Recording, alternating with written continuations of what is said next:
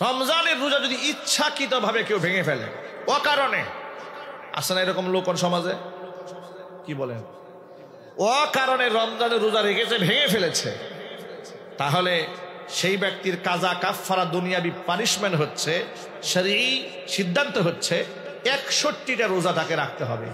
একটি হচ্ছে কাজা আর 60টা হচ্ছে কাফারা, তাকে আদায় করতে হবে।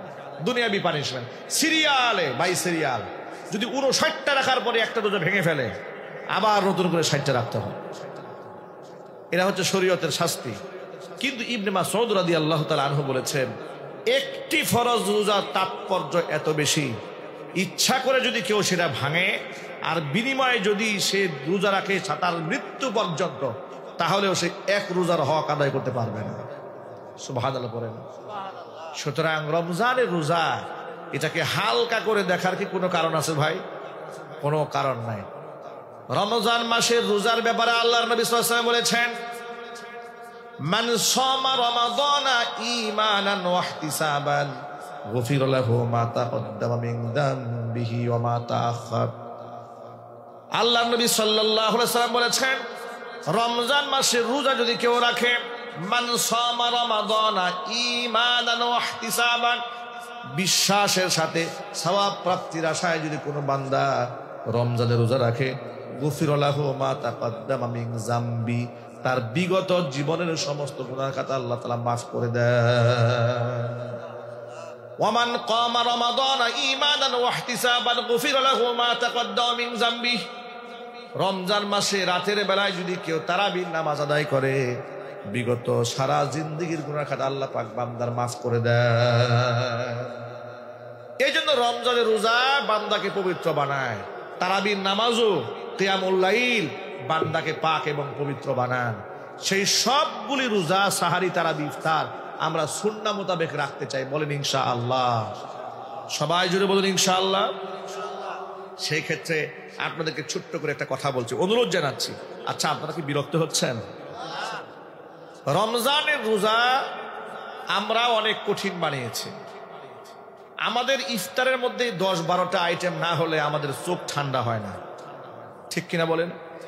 আমাদের স্ত্রীরা, আমাদের মায়েরা, আমাদের বোনেরা, তারা আমাদের জন্য ইফতার আইটেম বানাতে বানাতে বানাতে বানাতে এই বেচারীরা ইফতার পূর্ব মুহূর্তে আল্লাহকে যে একটু ডাক দিবে, সে ডাক দেওয়ার সুযোগ পান না।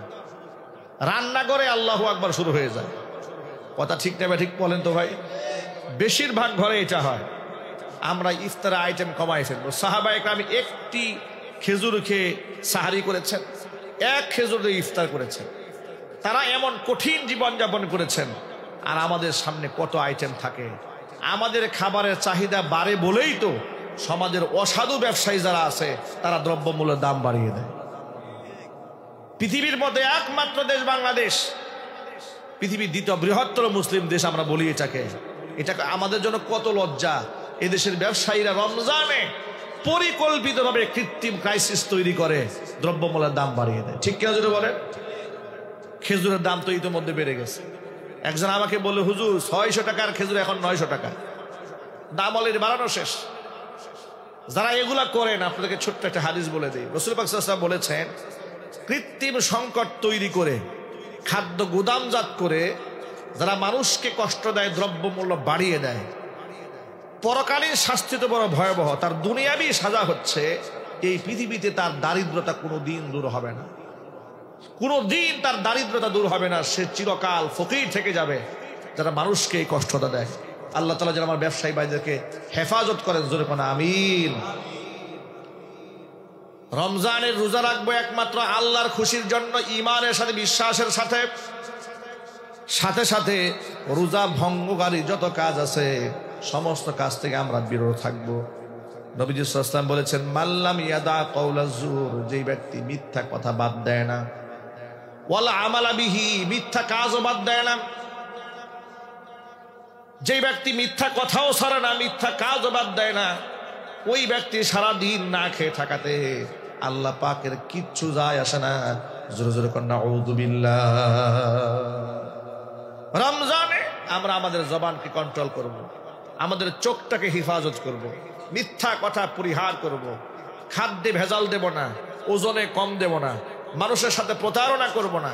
এমন কি কেউ যদি আমার সাথে ঝগড়া করতে আসে, আমি এক কথা বলে দেবো, ইমরুউন সাইমুন, ভাই আমি রোজাদার, আমি তোমার সাথে অহেতুক কোনো কথাবার্তা বলবো না। এইভাবে আমরা রমজানটাকে কাটাবো। আর গোটা রমজান কাটাবো আল্লাহ পাকের কোরআন তেলাওয়াত দিয়ে। বলেন ইনশাআল্লাহ। কোরআন তেলাওয়াতের আমল আল্লাহর কাছে কত প্রিয় আমল। রমজান মাসে সাহাবায়ে কেরাম, কিছু কিছু সাহাবী প্রতি রমজান মাসে শেষ দশকে, শেষ 10 দিনে তারা 10 খতম তেলাওয়াত করেছে।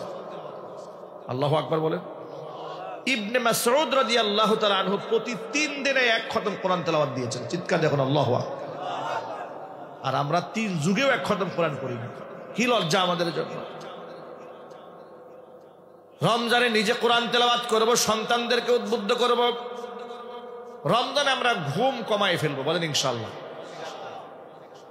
হাদিস শোনায় আপনাদেরকে। মা আয়েশা রাদিয়াল্লাহু তাআলা আনহা বলেছেন, নবী করিম সাল্লাল্লাহু আলাইহি ওয়াসাল্লাম রমজানের শেষ দশকে, শেষ যে 10 দিন থাকে, শেষ দশকে কোনো রাত্রে তিনি নিজেও ঘুমাতেন না, আমরা পরিবারের সদস্য যারা আছে আমাদেরকে ঘুমাতেও দিতেন না। ঘুমের সুযোগ নেই। তার সমস্ত স্ত্রীদেরকে জাগায় রাখতেন, রমজানের শেষ রাতগুলোতে ঘুমাতে পারবে না। তোমরা প্রত্যেক বেজুর রজনীতে তোমরা লাইলাতুল কদরকে তালাশ করো।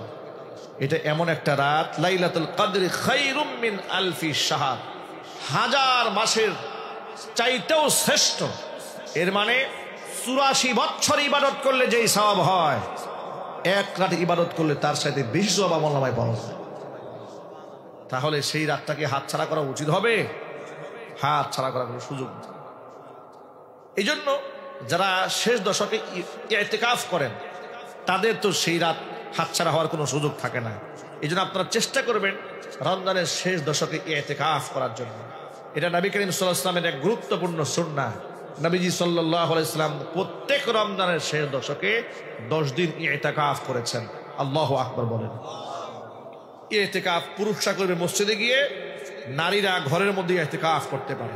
ঘরের একটা জায়গা পর্দা দিয়ে আড়াল করে নিল, তিনি সেখানে বেহুদা কোনো কথা বলবেন না, প্রয়োজন ছাড়া। প্রয়োজনে কথা বলতে পারবেন।